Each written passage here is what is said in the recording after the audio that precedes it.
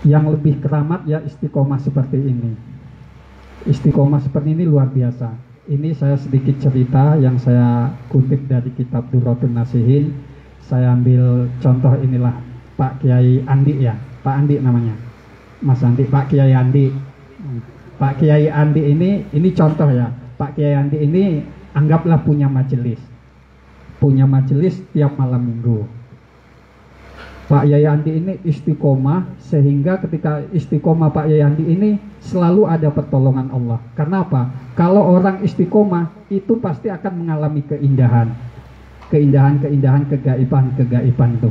Pak Andi ini istiqomah, santrinya banyak, jamaahnya ribuan hari demi hari, makin kuat istiqomahnya, makin ribuan. Nah, dicobalah Pak Yandi ini, ada cobaan, makin hari makin surut jamaahnya. Pak Yandi bilang gini, awas besok kalau sampai malam minggu besok jamaah saya tambah sedikit, saya selidiki apa yang membuat jamaah nggak datang. Ternyata benar, minggu besoknya jamaahnya yang datang cuma satu udah tua lagi. Bingung Pak Yandi, nyuruh anggaplah jamaah yang datang itu Pak Harto. Pak Harto, besok sampean selidiki apa yang membuat masyarakat jamaah kita bisa habis. Diselidikilah sama Pak Harto. Diselidiki, ternyata di sana ada pohon besar. Jamaahnya Pak Andi banyak yang lari ke situ. Karena apa? Ketika jamaahnya Pak Andi lari ke situ, dapat aki, dapat keris, dapat emas seperti itu. Jadi minta sama pohon. Sehingga Pak Harto laporan, Pak Kiai Andi, ada apa? Ternyata jamaah kita hilang ini, banyak yang lari ke situ, ngaji ke pohon itu.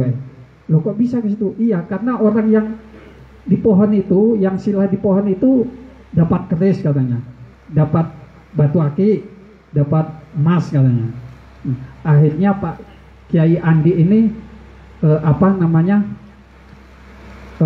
emosi ya, ngambil singso, harus saya tebang pohon besar itu. Gara-gara pohon besar itu banyak masyarakat sini musyrik lari ke situ, sampai rutinan tiap malam minggu nggak datang.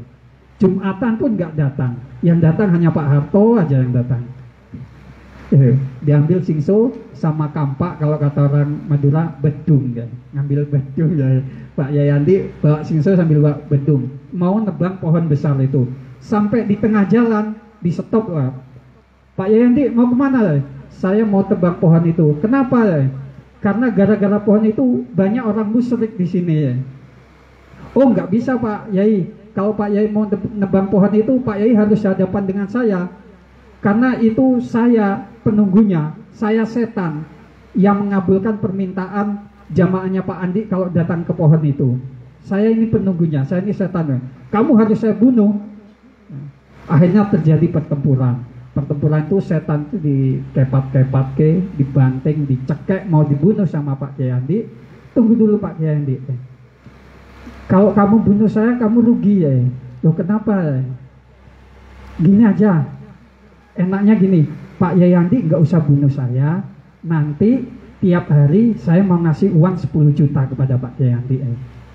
Oke kalau gitu sepakat. Akhirnya pulang Pak Kiai Andi ini, nggak jadi motong pohon tersebut. Pulang sampai rumah, tiap bangun tidur Pak Yayandi, wah lihat uang 10 juta. Besoknya tidur, tiap bangun tidur udah disiapin uang 10 juta. Sepi gak apa-apa, yang penting itu duit 10 juta tiap dino Pak Yayandi. Sepi ya. Akhirnya ini berjalan, hari demi hari berjalan, hingga suatu ketika Pak Yayandi bangun, loh kok nggak ada uang, biasanya ada 10 juta, hari ini kok nggak ada ya. Awas besok kalau sampai nggak ada uang ini, nggak ada lagi uang ini ya. Tak tebang pohon itu ya. Begitu bangun tidur lagi Pak Yandi nggak didapati uang lagi. Akhirnya dibuka di bawah bantal, nggak ada. Cari di pakaian di bawah lemari, nggak nemu Pak Yayandi uang ini ya. Akhirnya marah Pak Yayandi ngambil singso lagi sama bentung tadi dibawa sampai tengah perjalanan ketemu lagi. Halo Pak Yai, mau kemana saya? Saya mau nebang pohon itu. Hadapi saya dulu. Akhirnya terjadi pertempuran. Yang mana dari awal tadi setan yang dilempar-lemparkan, dicekek, dibanting sama Pak Yai Andi, sekarang gantian Pak Yai Andi yang yang ditempiling, disatui, ditendang, dicekek ya. Ketika Pak Yandi dicekek bilang, tunggu dulu setan ya. Kenapa? Waktu kemarin pertama kali kamu kelahi sama saya, kamu yang kalah. Kok sekarang saya kalah? Pak Yai Andi, dulu waktu pertama kamu mau nebang pohon ini, kamu karena lillahi ta'ala, karena ikhlas berjuang istiqomah di jalan Allah. Tapi yang kedua, kamu datang ke sini bukan karena Allah, karena uang, sehingga kalah. Jadi gini, harapan saya jamaah yang datang di sini jangan karena nggak enak sama saya, jangan karena nggak enak sama Pak Komara atau sama lainnya, tapi datanglah karena cinta. Kalau jenengan datang karena cinta, di situ barokah datang. Kalau barokah datang, maka akan datang pembelaan Allah, akan ada pembelaan Allah. Karena apa? Kita ini kalau mau ngikutin Syekh Abdul Qadir nggak kuat. Syekh Abdul Qadir ini salah satu wali yang sangat luar biasa. Syekh Abdul Qadir mau berguru sama Nabi Khidir. Ya Syekh Abdul Qadir, come here. Nah, kalau bahasa gaulnya gitu. Kemari ya Syekh Abdul Qadir. Ya.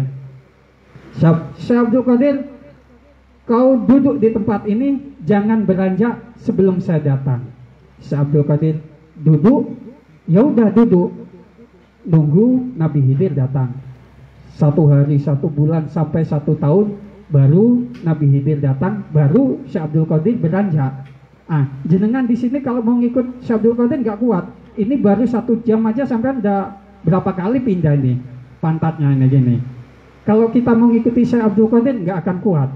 Ngikuti duduknya aja nggak kuat. Kita 1 jam aja udah gini-gini. Kalian baru 1 jam udah gini-gini, lima beli kalau kata guru saya. Jangan sok wali, duduk 1 jam aja udah gini-gini ya. Kita ngikutin duduknya Syekh Abdul Qadir aja nggak kuat. Apalagi tirakatnya Syekh Abdul Qadir. Tapi kita sami'na wa ata'na. Kita hormat kepada Syekh Abdul Qadir, kita cinta kepada Syekh Abdul Qadir. Insya Allah dengan kekuatan cinta kita akan dikumpulkan dengan orang yang dicintai. Itu ada hadisnya. Jadi jenengan kalau udah cinta sama Syekh Abdul Qadir, pasti nanti apa yang ada di hadapan Anda seperti ini misalnya. Ini kan bukti kecil, bukti cinta kita sama Syekh Abdul Qadir. Ada gambar Syekh Abdul Qadir.